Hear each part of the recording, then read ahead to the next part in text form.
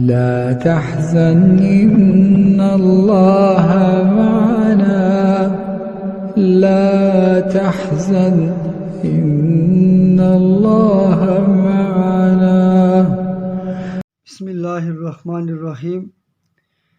ایک ایسا آسان عمل جس کے کرنے سے انسان مستجاب الدعا بن جاتا ہے۔